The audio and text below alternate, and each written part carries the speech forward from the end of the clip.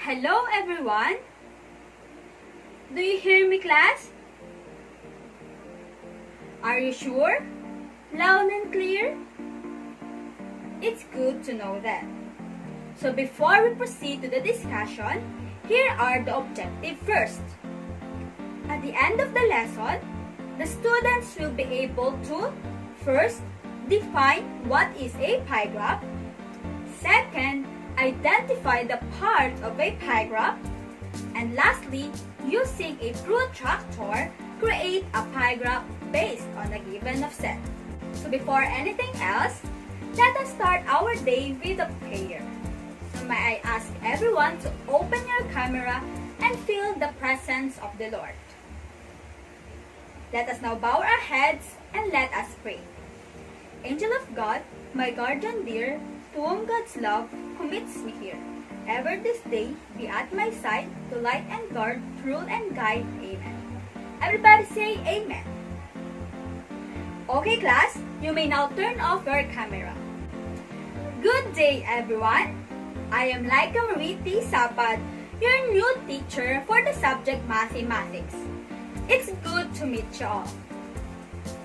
How's your day? It's good to hear that. You, Mark, did you eat your food before coming here to school? Very good. How about you, Ian? Did you drink your milk before coming here? Nice. Class, always remember to eat your breakfast before coming here to school, okay? So that you have the energy to participate in our class discussion. Understood? Very good. May I now request all the group leaders to open their cameras and tell who is the absent in your group. Group 1 leader, who is the absent in your group? Very good. No one is absent. How about the group 2? Excellent. No one is also absent. How about the group 3? Good. One is absent to their group. How about the 4th group? Do you have any absentees for today? Very good. Lastly, do you have any absentees for today's discussion? Very good. So overall, we only have one absent for today. So let's give yourself a big round of applause for being present for today's discussion. Let us have an activity. And I assure you class that this activity is fun and will bring you so much happiness. And at the same time, you will learn something from it. Are you now excited to know what is our activity for today's discussion? Very good. So our activity is called Find Me. So here is the instruction. There is a puzzle and all you have to do is, as you can see, inside the box, there are 10 words. And these words are the things you must find in the puzzle. I'll give you an example. For instance, I choose the word pie graph. So the first thing I will do is I will focus myself in the words. And I will focus myself in the puzzle. And when I found the word, I will encircle it. Like this.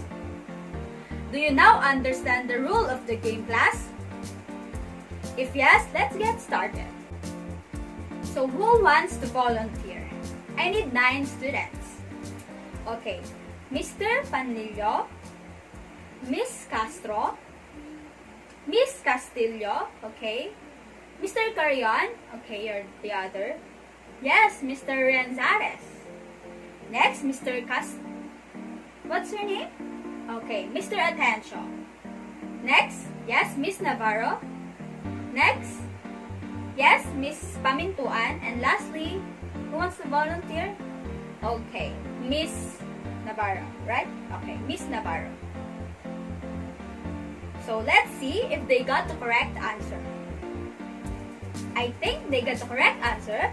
So let's give them an angel clap. 1, 2, 1, 2, 1, 2. Let us now proceed with our discussion. So our new topic for today is all about constructing a pie graph based on a given set. So before we proceed to constructing a pie graph, let us define first what is a pie graph. So based on the slide, pie graph is a type of graph which is used to show the relationship of the parts to the wall and to each other. So we also have different parts of a pie graph. So let us discuss them one by one. So like what I've said earlier, we have different parts of a pie graph. And these are title, sector, labels, and legends. So let's go first with the title. So the title is offer a short explanation of what is in your graph or what is the graph all about. For instance, the title of the graph is Favorite Food of Grade 6 Pupils. Second is the sectors. In the pie graph, the circle is divided into parts according to the percentage of each item. And the percent in which shows what part of the whole is being presented is called sectors. Third is the labels. So the names of the items or the categories are called the labels. And lastly, the legend. So the labels can be shown in the form of legends. So do you understand the different parts of a pie graph? If yes, let's answer this. The first question is, what is the title of the pie graph according to the given set? Yes, Mr. Attention? Very good. So the title of the graph is San Miguel Elementary School Pupils' Favorite Sports. Let us proceed question number 2. What do you think are the sectors in the pie graph? Yes, Miss Castillo? Excellent.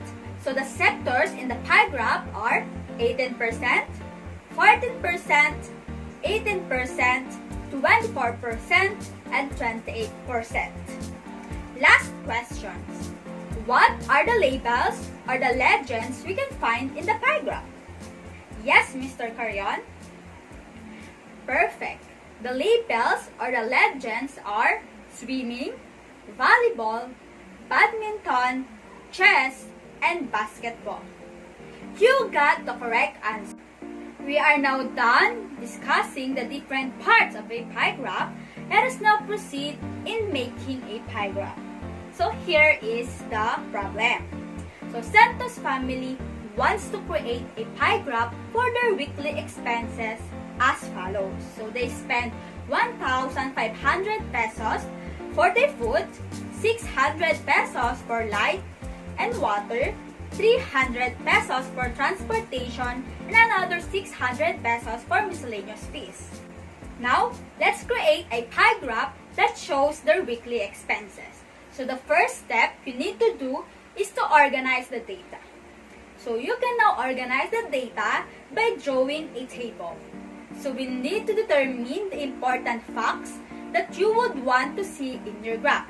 For our problem, Santos family would want to make a pie graph of their weekly expenses. Therefore, for our first column, we are going to list all the expenses, which are food, lights and water, miscellaneous, and transportation.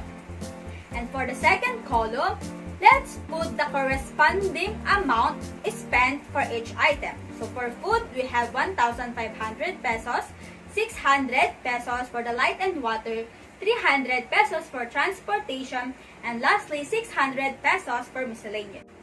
For the next step, we need to convert each amount into percent to determine what part of a whole each item represents. But first, we need to get the total amount spent for the expenses. Let us add 1,500 pesos plus 600 pesos plus 300 pesos and another 600 pesos is equal to 3,000 pesos. So and now, let's add another column for the percentage. To convert each amount into percent, we need to divide the quantity or the amount of the item by the total quantity or amount and multiply it to 100. So let us try. First, let's have food. The amount spent for food is 1,500 pesos divided by the total amount, which is 3,000 pesos. So let's divide. So the answer would be 0.5 and multiply it by 100. And that would be 50%, and that is the percent for food.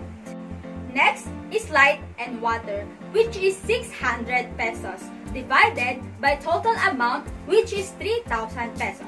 So the answer is 0.2 and multiply it by 100. And that would be 20%, and that is the percent for light and water. Now, let's move on to the transportation. So the amount spent for transportation is 300 pesos, divided by the total amount, which is 3,000 pesos. So we will get 0.1 and multiply it by 100. And that would be 10%.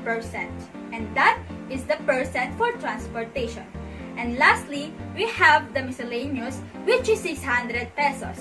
And just the same as the light and water. So it means that they have the same percentage. Now, this is a total of 100%. And now, the third step is complete the number of degree per item.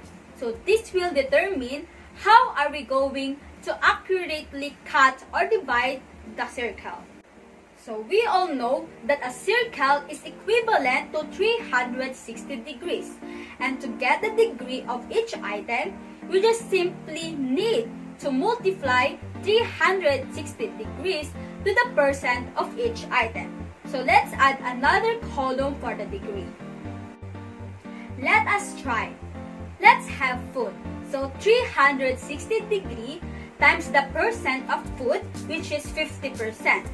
First, we need to convert percent into decimal. So the decimal form of 50% is 0.50, right? So therefore, 360 times 0.50 is 180 degrees. Since 50% are half, and half of 360 is 180 degrees. Next is light and water. So 360 degree times the percent of light and water, which is 20%. First, we need to convert percent into decimal. So the decimal form of 20% is 0.20, right? Therefore, 360 times 0.20 is 72 degrees. Next, we have transportation. So 360 degrees times the percent of transportation, which is 10%. First, we need to convert percent into decimal. So the decimal form of 10% is 0.10, right? Therefore, 360 times 0.10 is 36 degrees. And lastly, we have miscellaneous, which is also 72 degrees.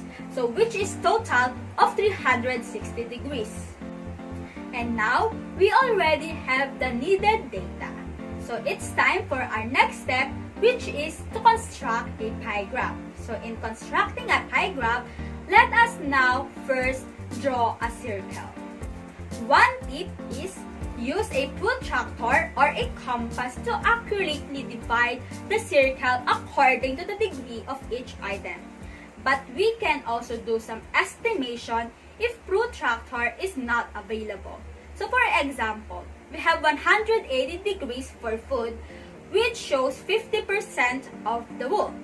Since 50% means half, it simply means that we can already divide the circle into half, and this would be the part of the food. Next, for the light and water, it is 72 degrees or 20% of the whole. So let us use protractor for this. So let us start from 0, then mark until 72 degrees. We have 70, so let us add 2 lines to become 72 degrees. And this is light and water. Now, let's go to transportation, which is 10% or 32 degrees of this circle. Again, let's use a protractor with this one. So let's start again with 0 and mark until 36. And now, this is for transportation. And lastly, which is the miscellaneous, which 20% or 72 degrees. And since you only has 1 lap for this, it only means that the remaining slot is for the miscellaneous. And for the last step, don't forget to write the title. And the title of this graph is Weekly Expenses of Santos Family. And we are now done with our discussion. So do you have any clarification about our discussion? If none, let's proceed with our generalization. And for our generalization, may I ask everyone to get one whole sheet of paper and answer this question. The problem is, Maria's homework is to create a pie graph of her daily allowance. So, she divides her 100 pesos into 4 parts. 30 pesos for food, 20 pesos for transportation, 20 pesos for school materials, and 10 pesos for savings. So here is the instruction. So answer that problem using the steps in constructing a pie graph based on a given of set.